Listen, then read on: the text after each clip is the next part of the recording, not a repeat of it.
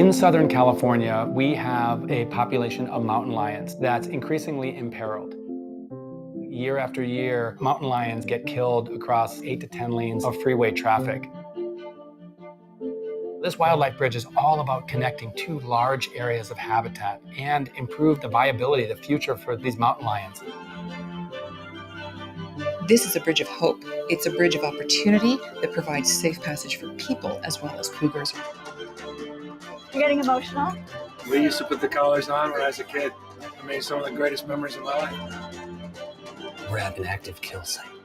P-22 is just up on the ridge, not too far from us right now.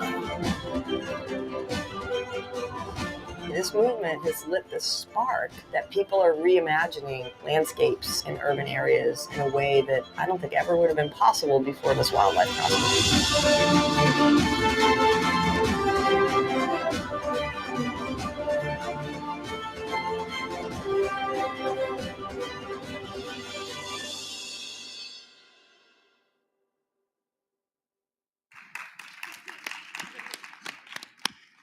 My name is Wade Crowfoot, and I lead our California Natural Resources Agency. And we are so pleased to be here in Montreal as thousands of leaders from around the world come together in solidarity to confront the twin crisis of climate change and loss of biodiversity and nature. We all know we need to move further and faster to protect nature and this incredible richness of life on Earth. And we will do so through transformational and inspirational actions. And so I am so proud today to be here on stage with leaders that are delivering the project that you just learned about through that remarkable trailer. And that is a land bridge to connect huge habitat in greater Los Angeles for the benefit of a remarkable species of mountain lions and other life forms in Southern California. We face a crisis unprecedented in nature and daunting and sometimes discouraging in scale. And we maintain our hope through taking action. And I have to say, there is no action more inspirational than this wildlife crossing. And so today you'll hear the story of how this remarkable, radical idea came into being and how it's developed to where we find ourselves today and what's in it for the future. From my perspective, this is the poster child of what we have to do around the world, which is recognize the crisis we face and take audacious, ambitious, collective action to address it. So once again, we are excited for your support, your engagement, and to bring this story to Montreal, to the Conference of Parties on Biological Diversity, to inspire, to galvanize the actions we know we need to take. In California, this wildlife crossing represents wildlife connectivity, which is one key component of our 30 by 30 target, our 30 by 30 commitment. And so to share a little more about how this wildlife crossing and wildlife connectivity connects to our 30 by 30 commitment, I'd like to introduce my colleague, Dr. Jennifer Norris. Hello, everyone, and welcome to Montreal Streaming Live. I'm so excited to be here and to be part of this conversation. California's commitment to conserve 30% of our lands and coastal waters is audacious, it's bold, and this wildlife crossing fits right in. You know, we talk about conserving 30% of our lands and coastal waters, but it's really important that the places that we protect are viable for species across large landscapes, that species can move, that our cities and our freeways and our development is permeable to those species, not just so that they can reproduce now, but so that they can respond to climate change and be able to move in the future to the places where the habitats are more beneficial to them.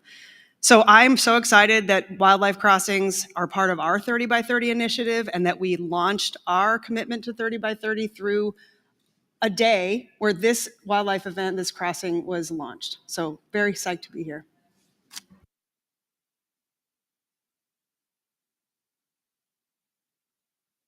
And next, I'd like to introduce Mary Kreisman, who is the CEO, the leader of California Environmental Voters, which is a preeminent non-governmental partner driving environmental progress across the state of California. Thank you, Secretary. So excited to be here. We are really excited to host a delegation of state legislators from California to both learn what's happening globally, but also share out the innovations, the progress, and the success we are having as we focus on these issues in California. And this is one of those really exciting successes we get to talk about. To join us today and talk about this are legislators from the area and the region that this work is happening. We first have Assemblymember Laura Friedman, who is chair of the Assembly Transportation Committee, formerly chair of the Natural Resources Committee. We also have Senator Henry Stern, who is chair of the Senate Natural Resources Committee. And we have Senator Ben Allen, who is chair of Senate Environmental Quality, here to talk to us about this project in their region. Take it away, Assemblymember Friedman. Good morning, everybody. It's an honor to be here today. You know, if any of you did what I did this morning and go on social media, if you look at Los Angeles social media today, you'll see that despite everything that's happening in our great and huge city, people are consumed with one individual whose name is P22, who last night was tranquilized and captured for his own good. But it shows you that the people of Los Angeles more and more are recognizing that they are living in a wildlife-urban interface in much of our city. And P22, who is a mountain lion who went into Griffith Park, which is the place that has the big Hollywood sign, and has lived there now for a number of years, has taught more to the people of California about nature and the plight of our wild species than any other animal. And what I learned at this COP so far is that we don't just have to live with nature, but we're human beings and we're part of nature. And we've got to adjust our own habitats to be much more in balance and respectful of other creatures' habitats. And that means that large infrastructure projects, like large transportation projects, have got to be reimagined so that they also allow not just for human beings to safely have mobility, but also for wild animals to have mobility from where they live. Now, in the Santa Monica Mountains, where we have a large population of wild cats, of wild cougars, the estimations are that within a decade, they're going to be extinct. Not because they're being shot or trapped, but because they don't have the genetic diversity coming into their path to allow them to survive. So that's why the Wallace-Annenberg Wildlife Crossing was such an imperative for the people of Los Angeles, why they expended so much of their own funds and why we put so many state funds into that great project. Now, my bill from a few years ago, AB 2344, is going to ensure that Caltrans, which is the major transportation infrastructure entity in California, will have to look at building 10 of these wildlife crossings every single year in California.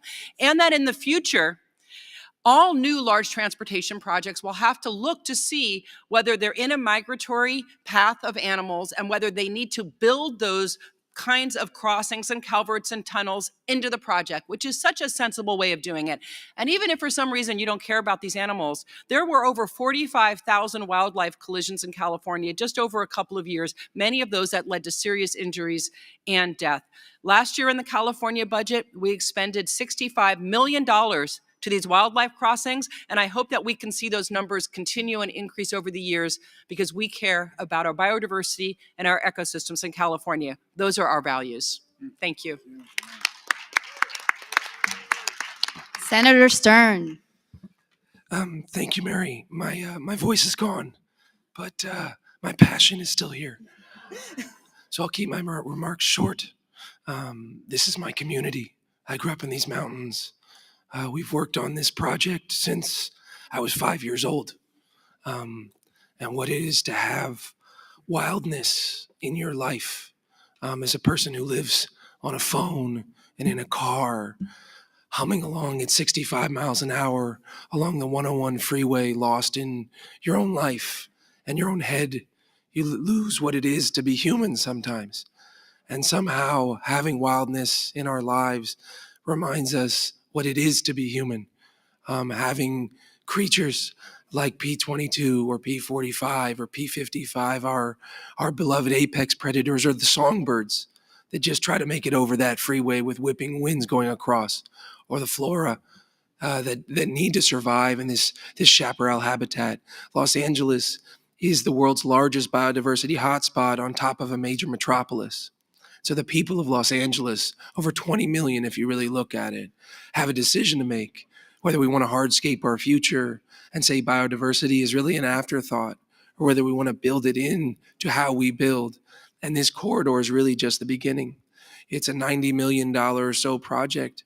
But I think with this sort of innovative early stage project, we are going to find ways to scale, to do this more cost effectively, even in the future, and to build financing so that we can build philanthropy, government, and also private partners into this process, because the people of LA don't want to see a mass extinction event on their watch. So, to have my daughter growing up in an LA where she knows that there are big wild creatures out there in that ocean and in those mountains changes the way you think about yourself and your place on this planet. So I hope at this COP15, we can look to these solutions in the future and we can be a teaching tool for every other jurisdiction on the planet. So thank you all for your support, and special thanks to National Wildlife Federation and to Secretary Crowfoot for just being remarkable.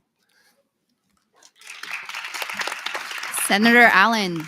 Thank you. I grew up just down the road from Henry, spent nearly every weekend of my childhood hiking in the Santa Monica Mountains with my father. I developed a deep love for that very special place. It's this massive national park right in the middle of the second largest city in the country and one of the largest cities and most important cities in the world. This is a very special story involving real partnership. Local activists, some of whom are represented here today, who engaged with local government and state government. The Natural Resources Agency, represented here by Mr. Crowfoot, put up the funds for planning and project design. There was philanthropic interest. The state was able to put up some money to help leverage, and it became a whole set of people stepping forward together, in partnership together, leveraging each other's interest together. That got us to the place where we were able to have that wonderful groundbreaking ceremony that was highlighted on the video. And of course, now the work begins to get this constructed and get so many more constructed all up and down the state. We know California is this funny place. It's a place that cares about the environment. It's a beautiful state. It's proud of its green environmental heritage. It's also the home of the automobile industry and cars and traffic and smog. We built ribbons of roads up and down our state, every which way, that have cut off wildlife and cut off the ability of animals and plants and flora to move in natural ways. And now we're having to step into the breach and repair the damage that has been done and help to mitigate, at least somewhat, against the enormous development that we've built around our state. And so, as Laura, who was just here, mentioned, I am so happy for her to have taken the leadership that she's taken. We're going to be doing much more of this. We're going to have to continue this work. This is one very exciting example. We're going to be building wildlife crossings up and down the state. We're also working on fish passage projects. One of the things we've noticed as climate change has continued to wreak havoc on our environment, it's made our rivers much warmer than before. We have dams, unfortunately, up so many of our rivers that make it so difficult for fish to engage in their traditional upriver spawning. Some fish have literally, there's been massive die-off because the downstream rivers below the dams have been so hot, given our hot summers, that it's really brought them to very dangerous threat of extinction. And so there's a lot of work ahead. This is basically us putting on Band-Aids, trying to make things better, trying to mitigate against the impact of mankind's impact on the environment. But this is going to continue to be a truly cooperative effort. Our administration, our legislature, our local advocates, our advocacy community working together to pull together the funds, to identify the sites, and to build the projects that are going to help keep animals and our flora and fauna safe and thriving into the next century.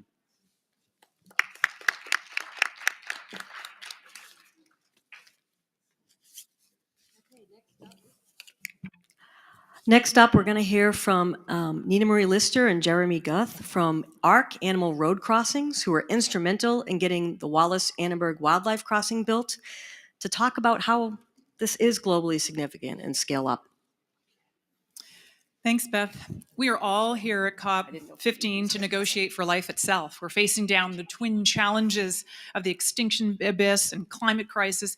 And we've all heard a lot this week about nature-positive promises and nature-based solutions and the power of green infrastructure worldwide. This team from California right here is doing it. They're leading that challenge with vision, ambition, and commitment.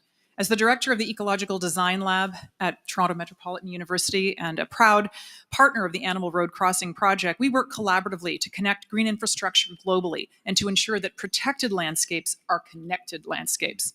As the world builds out more road, rail, and other transportation infrastructure, much of this will be on a direct collision course with the global biodiversity hotspots like California. Infrastructure projects must be designed with nature in mind to ensure functional habitat connections for wildlife and safe passage for all. The Wallace-Annenberg Wildlife Crossing bridges landscapes, boundaries, and disciplines. It is a project of hope that connects people to nature with new innovative infrastructure and integrates engineering, ecology, and landscape architecture for a sustainable future. In doing so, this crossing catalyzes a system that will reweave California's significant biodiverse and protected landscapes for people and wildlife, and it sets a new standard for connecting landscapes worldwide. Together with ARC, I am so honored and excited to support this work as the best and next practice of nature-based solutions.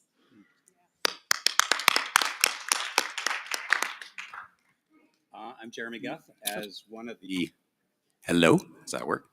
As one of the founders of ARC, or Animal Road Crossings, I am so thrilled to be standing with this extraordinary team from California who've come to COP committed to protecting and connecting 30% of their state by 2030. What's ARC? We're an interdisciplinary and international partnership working to facilitate new thinking, new methods, new materials, and new solutions for wildlife crossing systems. We do this to ensure safe passage for both humans and animals on all our roads. And we're so proud to engage as partners with our expertise on the landscape design for the Wallace-Annenberg Crossing in California. The Annenberg Crossing will be the largest, most inspiring example of this new class of green infrastructure, which will be vital for biodiversity. Not only will it cross one of the largest, busiest highways in North America, it will do so with close attention and respect to the protected landscapes on each side of the highway to ensure its success. Its design is the ideal blend of structural and natural design and will serve not just as a crossing for wildlife, but as an inspiration to the world. Protecting large landscapes for biodiversity will not succeed without connecting those landscapes. Currently, road building has shattered the Earth's landscape into 600,000 fragments, and we're on track to increase that global linear infrastructure by 60% in 2050. California's appreciation for this threat to biodiversity and its commitment to its mitigation as part of its strategy to achieve 30 by 30 is for ARC even more inspiring than this extraordinary crossing. Thank you. Well, thank you so much, and it is an extraordinary partnership, and to have your design expertise, your vision, helping shape this wildlife crossing is remarkable, and it's going to make that all that more effective. Protected landscapes are connected landscapes. I think that's such a really an important phrase. We know that other jurisdictions around the United States, around the world, are engaged in this work as well. And in fact, we're continuing to learn from others around how wildlife overcrossings and undercrossings have worked. And this is an overcrossing that's designed for the specific nature of Southern California, but there are all manner of wildlife crossings being planned and designed in California for species as large as the mountain lion and mountain goats to as small as some of our frogs and amphibians, believe it or not. So there may be one person that can tell the entire story of this, from conception of an idea to the bulldozers moving earth earlier this year as we started construction, and that is Beth Pratt. Beth leads work for the National Wildlife Federation in California and is really the spiritual leader of this effort. And I use that term because this has been a journey. Many folks, when this was initially talked about and conceived, never thought this was possible, given the scale of this project. And Beth was somebody with persistence and vision and passion and heart who is fundamentally responsible for where we're at today.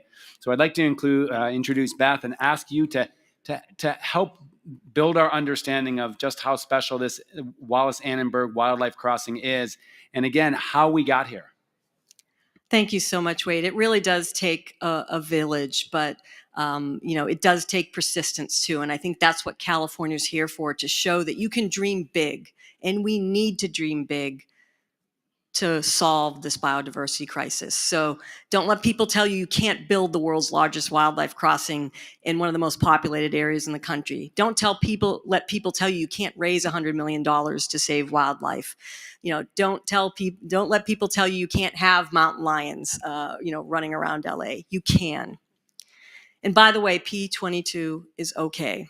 I know the world is following this. We've had such an outpouring of support. Our thanks to the California Department of Fish and Wildlife and the National Park Service for bringing our boy in safely.